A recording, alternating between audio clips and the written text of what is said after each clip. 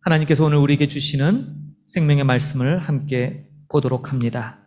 신약성경 히브리서 13장 12절 13절 말씀입니다. 신약성경 370면에 있는 히브리서 13장 12절 13절 말씀입니다. 우리 같이 성경 말씀 봉독 드립니다. 히브리서 13장 12절 13절입니다. 같이 봉독하겠습니다. 그러므로 예수도 자기 피로써 백성을 거룩하게 하려고 성문 밖에서 고난을 받으셨느니라. 그런즉 우리도 그의 치욕을 짊어지고 영문 밖으로 그에게 나아가자. 아멘.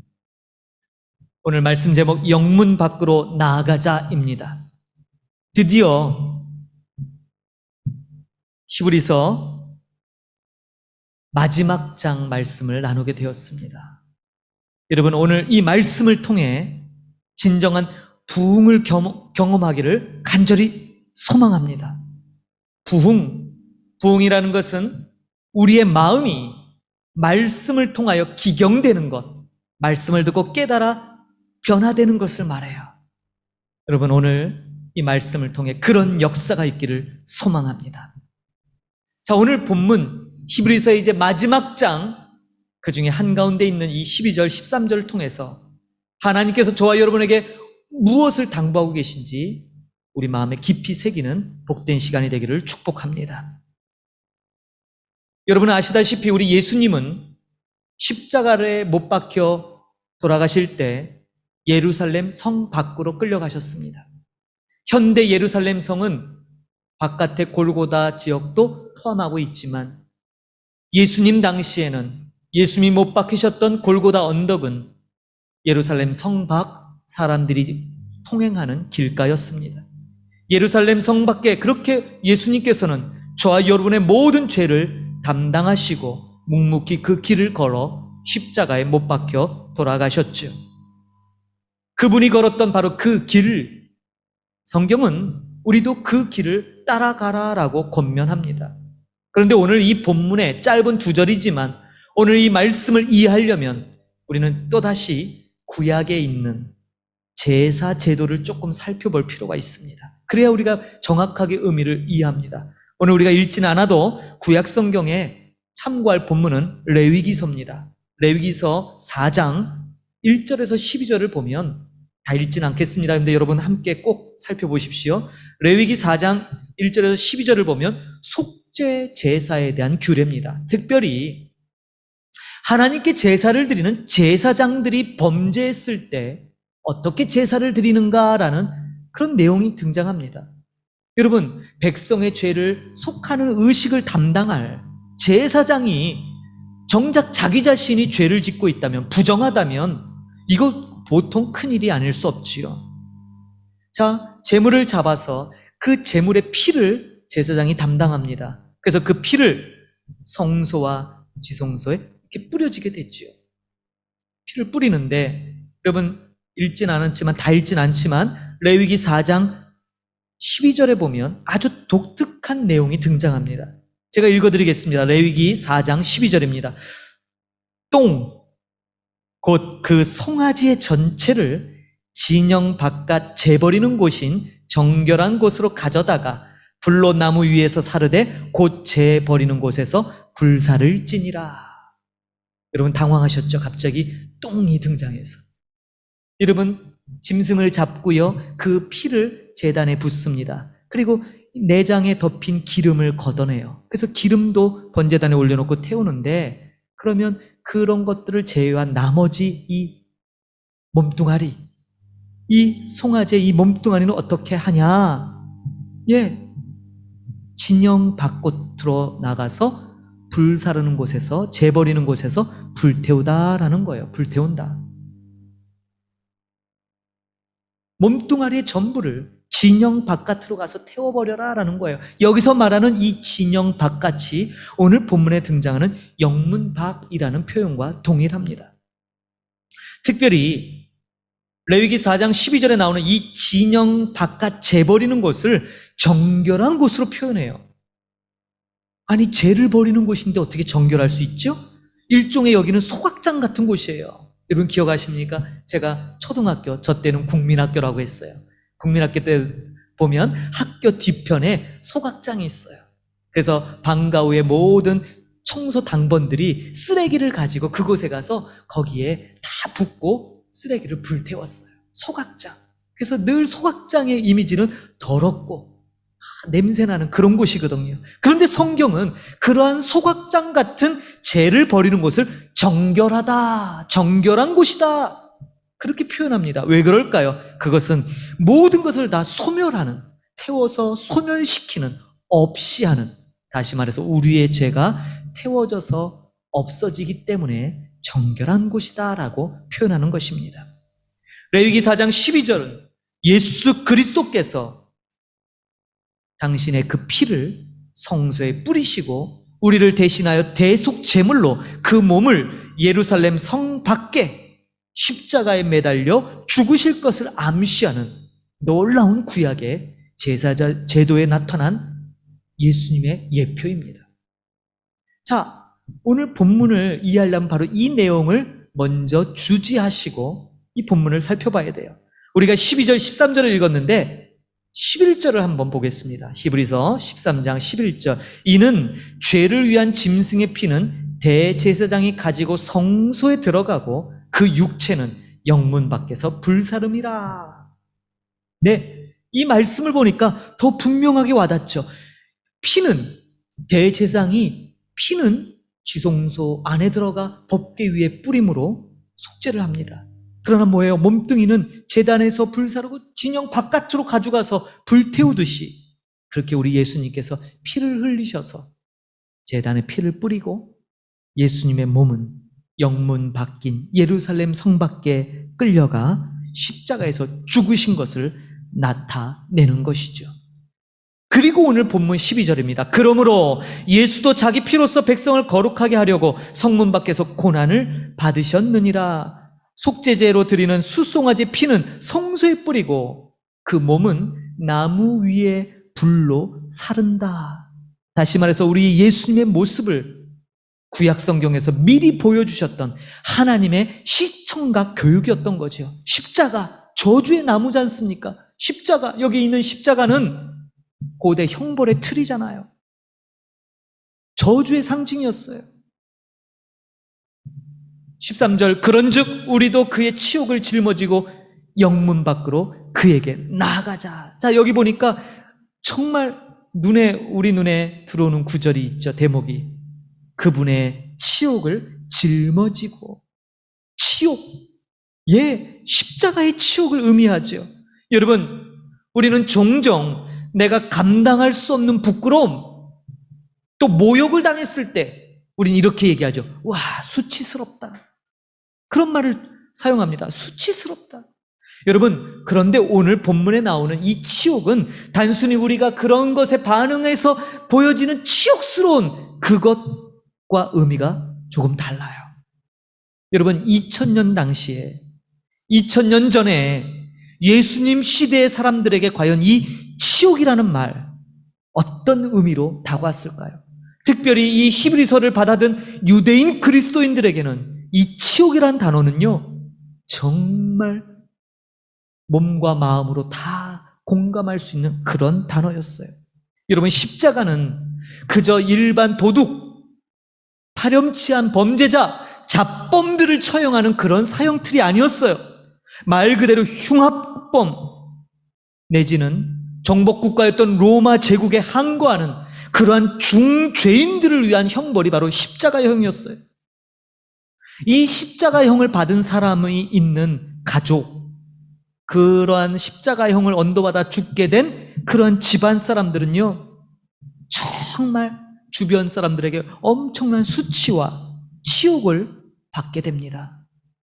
2000년 당시에 예수를 믿는다는 것은 십자가의 고통에 버금가는 부끄러움과 모욕과 수치를 각오해야 되는 일이었어요.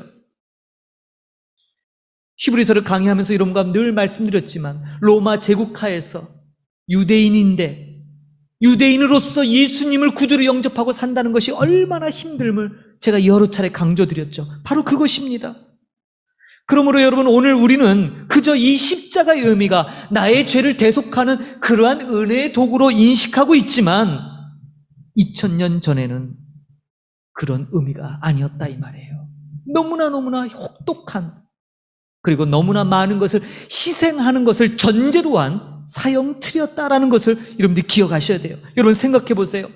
부끄러움과 모멸, 온갖 저주와 욕설을 들으면서, 그러면서도 예수님을 믿는다는 것, 그게 과연 쉬운 일이었을까요? 쉽지 않습니다. 아니, 굉장히 어려운 일입니다.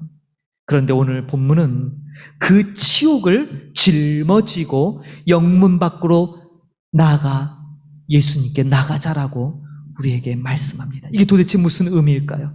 그냥 십자가의 고난에 동참하라 이런 말씀인가요?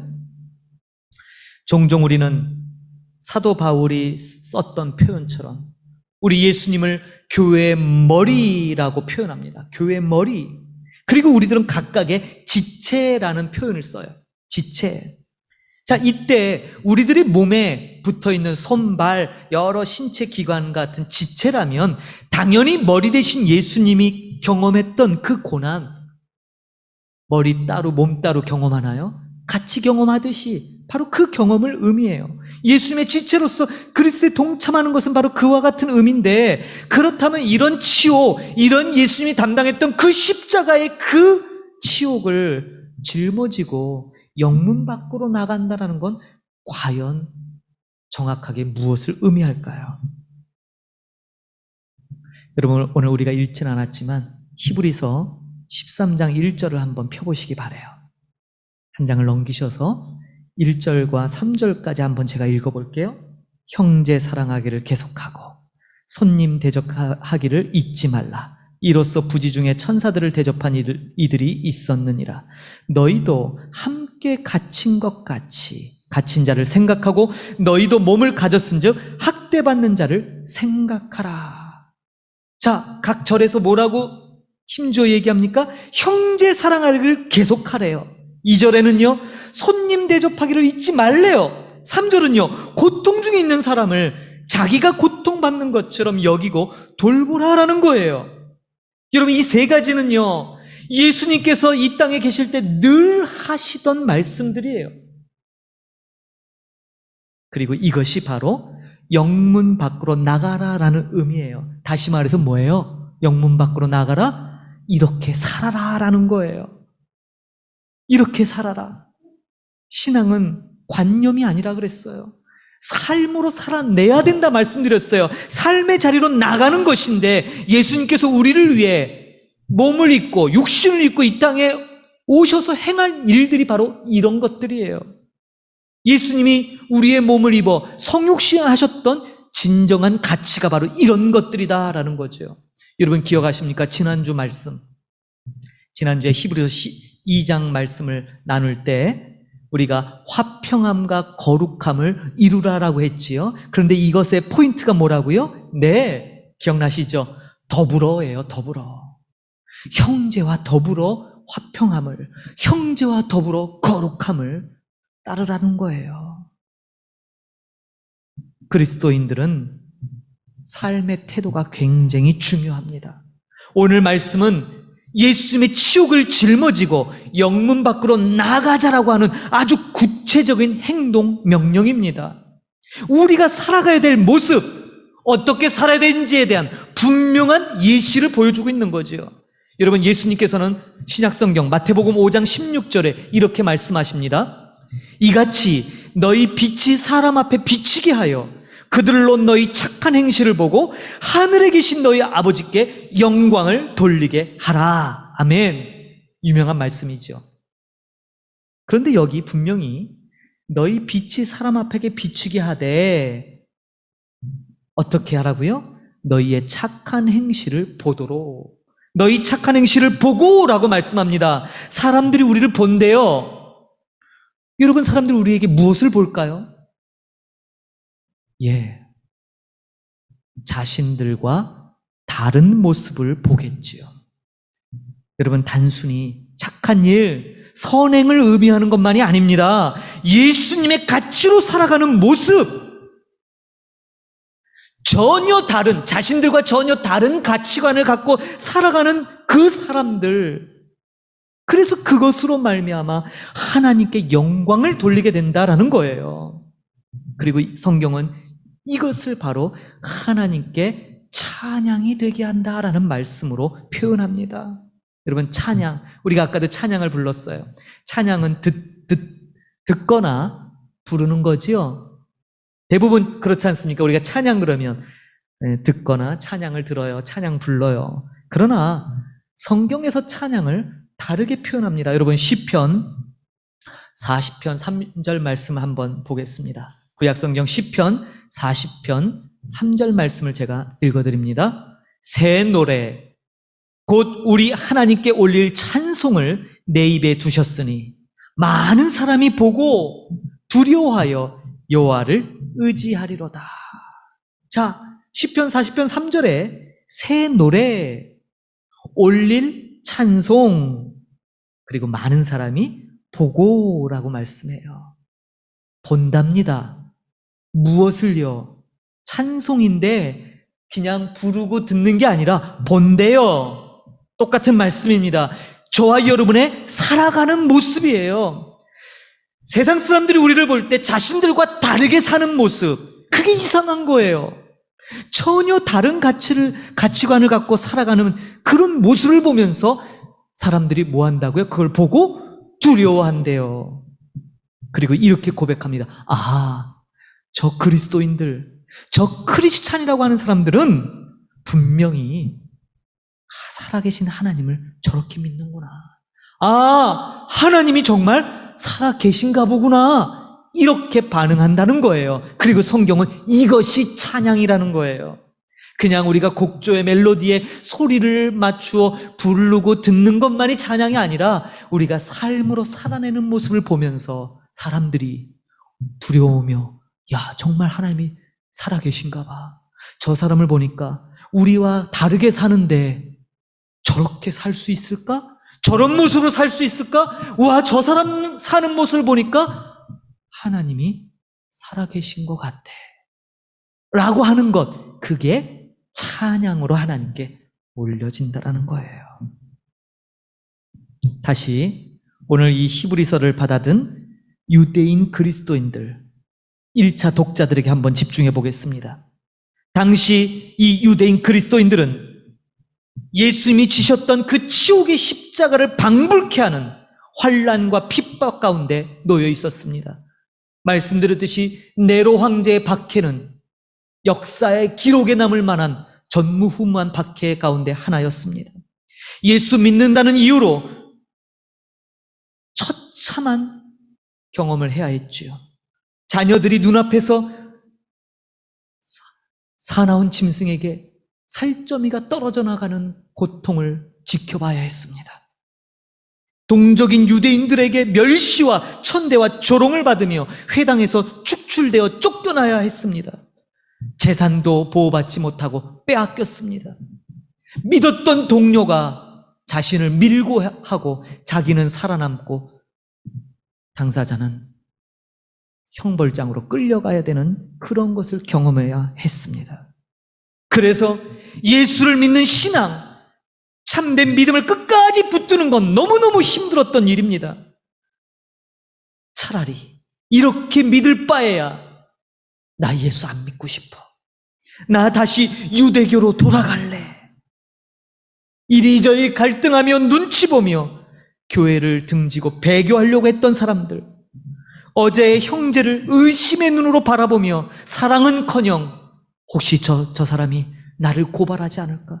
혹시 저희가 나를 로마 군병의 손에 넘겨주지 않을까 하며 노심초사 마음을 졸여야 했던 바로 그들에게 주어진 말씀이 히브리서였어요. 그리고 오늘 이렇게 얘기합니다. 그분의 치욕을 짊어지십시오. 그리고 영문 밖으로 나아가십시오. 예수께서 당신을 위해 당하신 그 십자가를 부인하지 말고 끝까지 붙들고 살아내십시오. 덧붙이자면 이 각각의 말씀은 사랑하는 형제여, 형제 사랑하기를 멈추지 마십시오. 비록 그에게 배반당할지라도 손님들을 대접하는 걸 기억하십시오. 여기서 말하는 손님들은 말씀을 증거하는 자들이에요.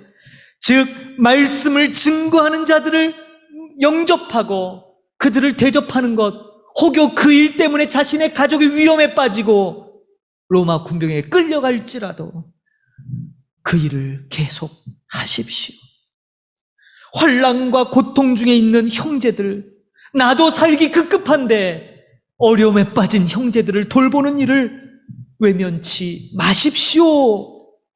바로 그런 일들을 행함으로 인해서 나도 핍박과 환난을 받을지라도 마땅히 그 일을 행하십시오라는 것이에요. 이것이 오늘 본문의 의미입니다. 사랑하는 성도 여러분, 하나님을 알지 못하는 자들도 진짜와 가짜를 구분할 줄 알더라고요. 아니, 오히려 우리보다 더 잘 알아요. 진짜 하나님을 믿는 자인지 아닌지를요. 진짜 하나님을, 정말로 예수님을 믿는 자는 하나님의 임재가 나타나죠. 하나님 잘 믿으면 우리 머리에 불이라도 납니까? 불꽃이 보입니까? 그런 것이 아니라 하나님의 임재, 다시 말해서 세상 사람들이 갖고 있는 삶의 가치관처럼 살지 않는다는 거예요. 전혀 다른 가치, 예수님의 가치로 인생이 바뀐다는 거예요. 예수를 믿는다는 것은 새롭게 세팅되는 거예요. 이전에 내가 즐겨했던 것, 이전에 내가 좋아했던 것, 이전에 이것만을 위해서 살았던 나의 삶이 이제 예수님 때문에 형제를 사랑하게 되고 말씀 전하는 자들을 귀하게 대할 줄 알고 환난과 핍박, 고난 가운데 처한 형제들을 돌아보는, 위험을 감수하더라도 그것을 행하는 가치관으로 바뀐다라는 거예요. 여러분, 이건 흉내낸다고 되지 않습니다.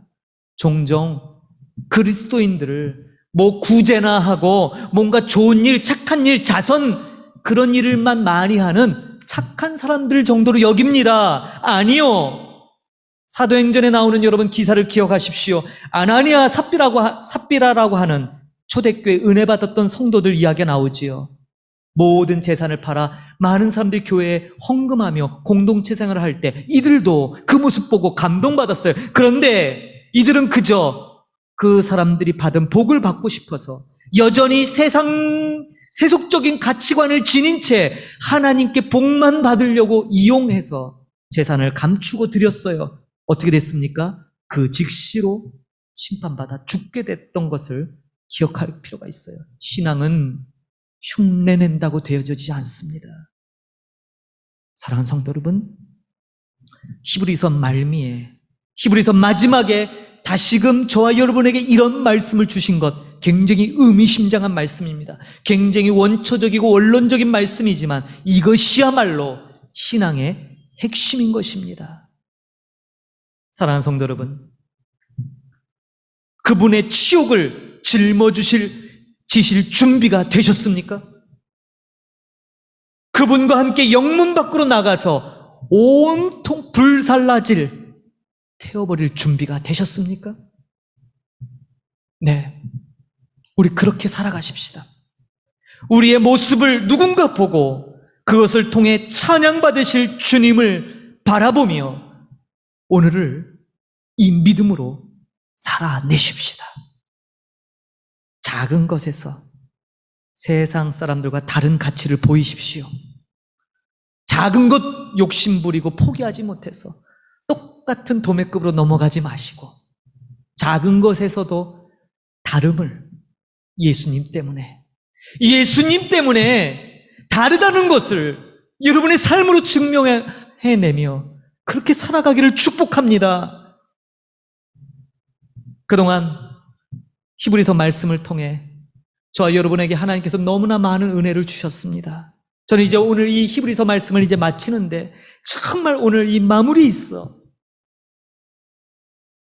그분의 치욕을 짊어지고 영문 밖으로 그에게 나아가자라는 이 말씀이 바로 이 히브리서 전체를 요약하는, 그리고 이 히브리서 전체의 핵심 구절로서 저와 여러분에게 주어졌다는 이 사실 앞에 너무나 감사합니다.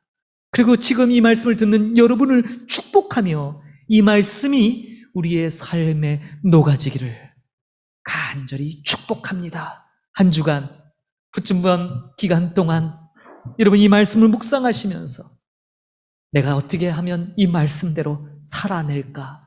어떻게 해야 작은 것에서라도 예수님의 가치로 살 수 있는가를 고민하기를 바랍니다. 그리고 그 고민이 여러분의 행동의 변화와 여러분의 삶의 변화를 일으키기를 주님의 이름으로 간절히 소망합니다. 말씀을 마치겠습니다. 오늘 이제 우리에게 주신 이 귀한 말씀을 기억하며 함께 결단합니다. 결단 찬양은 예수 따라가며입니다. 주일학교 학생들이 참 많이 불렀던 찬송가이지만 이것은 비단 주일학교 아이들만의 찬양이 아니라 오고 오는 모든 믿음의 세대 가운데 늘 되새겨지고 늘 마음의 결단을 가져야 될 귀한 찬송 내용입니다. 찬송가 449장 예수 따라가며 결단의 찬양으로 올리겠습니다. 함께 일어나셔서 우리 다 같이 결단합니다.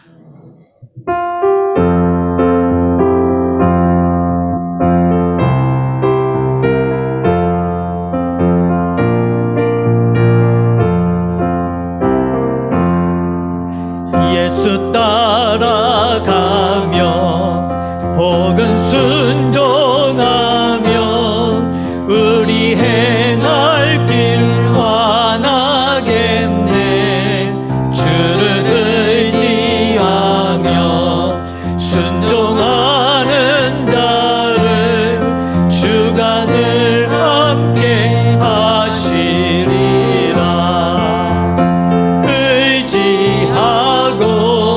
순종하는 길은 예수 안에 즐겁고 복된 길이로다.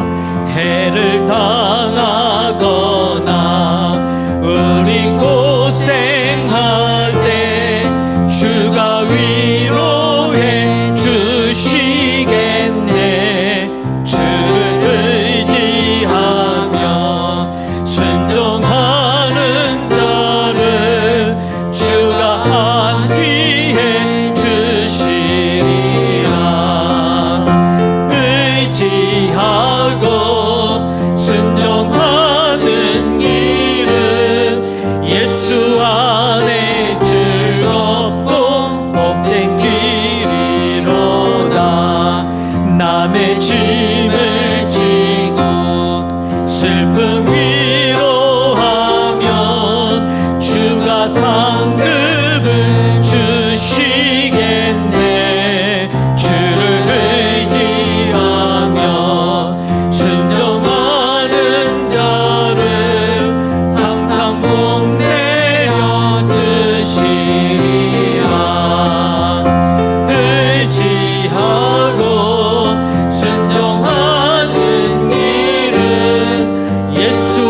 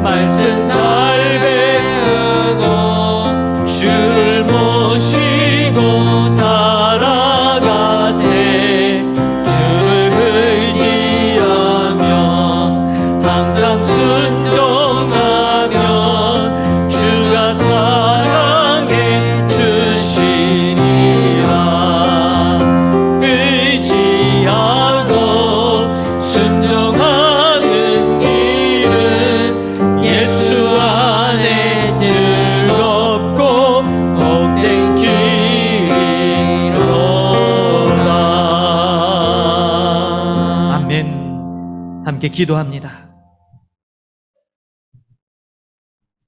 하나님 아버지, 지난 14주 동안 히브리서 말씀을 통해 우리에게 크신 은혜와 하나님의 기쁘신 뜻을 깨닫게 하신 것 감사를 올려드립니다. 말씀을 받는다는 것은 그 말씀대로 살아내야 한다는 것을 깨달았습니다.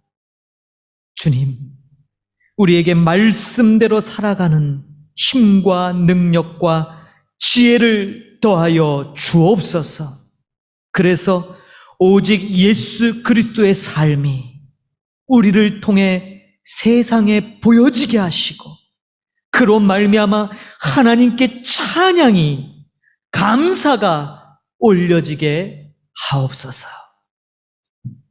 지금은 교회의 머리 되신 우리 구주 예수 그리스도의 은혜와 하나님 아버지의 크신 사랑 베푸심과 성령 하나님의 내주 교통 충만케 하시는 인도하심이 예수 그리스도의 십자가의 치욕을 짊어지고 영문 밖으로 나아가는 실질적인 믿음의 행동을 살기로 결단하고 그 능력을 구하는 하나님의 귀한 권속들을 머리머리 위에 이제부터 영원히 함께 계실지어다.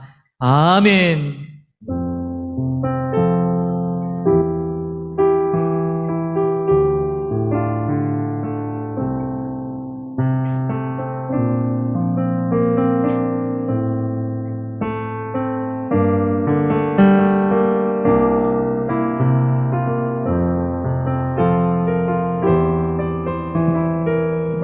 감사합니다. 예배를 모두 마쳤습니다. 오늘도 함께 하신 모든 분들 정말 감사드리고 복된 주일 보내시기 바랍니다. 감사합니다. 평안하십시오.